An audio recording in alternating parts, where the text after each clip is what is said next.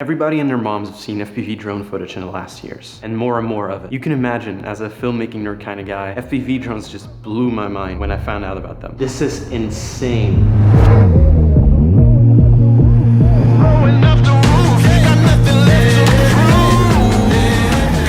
I've been anticipating getting one ever since some of the first videos that I saw. The thing is though, making an FPV drone yourself seems kind of tedious and hard based off the videos that I've seen about it. Or it can even be a bit risky if you're a bit of a clumsy and I definitely fall into that category.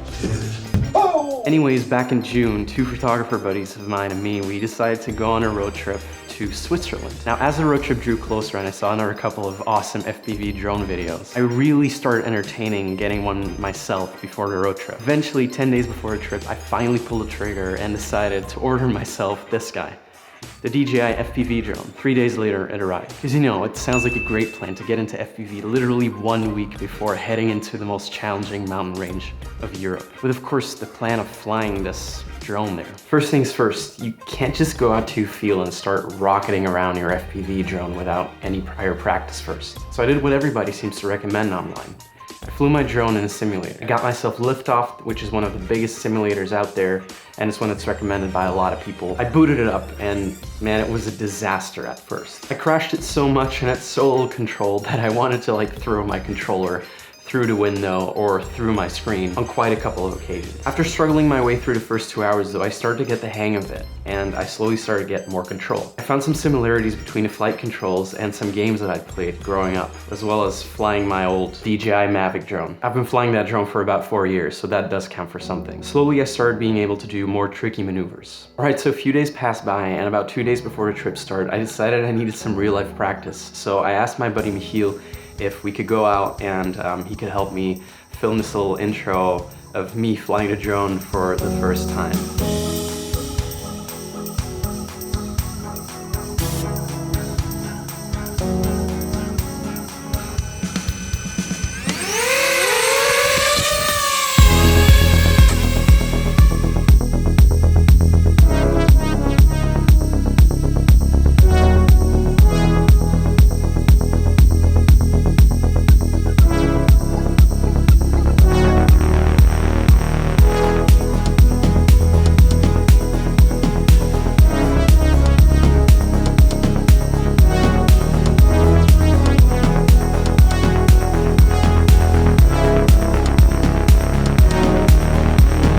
I decided not to challenge the gods of fortune and fate too much that day, and I only flew it in normal mode to begin with, and then slowly as I started getting more comfortable, which was pretty fast because normal mode is basically just like a normal drone, I switched to sport mode.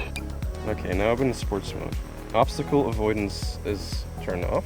Holy shit, yeah, that is a lot faster.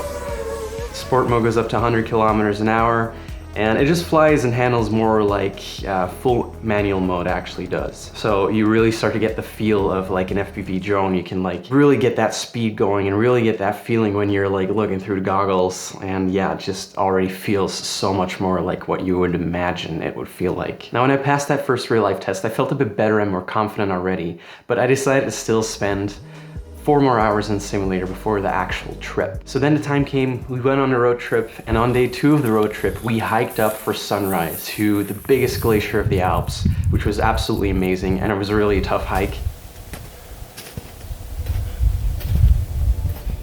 When we got up there, I finally booted up the drone and launched it up in the air. I'll show you what that footage looks like now, and also what I captured during the rest of the road trip in Switzerland.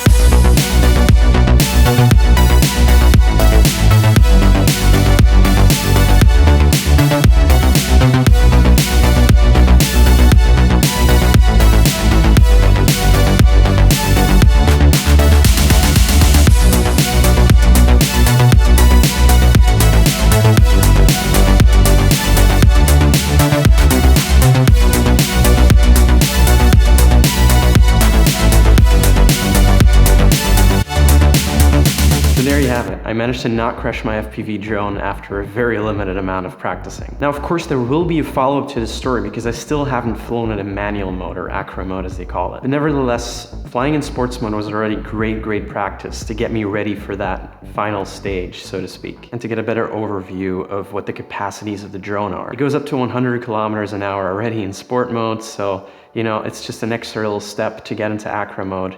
And I've been practicing quite a lot in the simulator also since the trip. So I've got about 15 hours clocked in now in the simulator, and I have plans very soon to go and test out manual mode or acro mode in real life. So very excited about that. I also definitely understand the hype better now because flying an FPV drone is just so damn exciting. Like, it's the closest thing you can actually get to flying. Like, if you ever dreamt of having that superpower or something, if you're actually in the goggles, you zone out. It's basically like you're the drone yourself and you just maneuver through it, and it just becomes a really exhilarating and addictive experience. So yeah, I can't wait to see what the rest of this FPV journey is gonna be like for me, and I'm also super excited to be including more and more of FPV drone footage in my actual work. Anyways, thanks for watching. Let me know what you think about FPV. Also, let me know if you have any tips for me if you're already a bit more experienced than I am with this stuff. Very much welcome. Like, I'm so new at this that I welcome all the information I can get with open arms. Let me know if you have any other ideas of stuff that I can try out, little challenges that I can try. I try to upload more often now. I've had a very busy couple of months, especially because I've been handling a bit of a move, also some more business-oriented stuff where I changed some stuff around, so launching my own agency. And yeah, it's just been super busy, but more content coming soon. I've been filming so much in the last couple of months. So yeah, stay tuned for that. Subscribe if you haven't already. Like the video, that always helps out a lot, and hope to see you again soon. I appreciate you. Bye.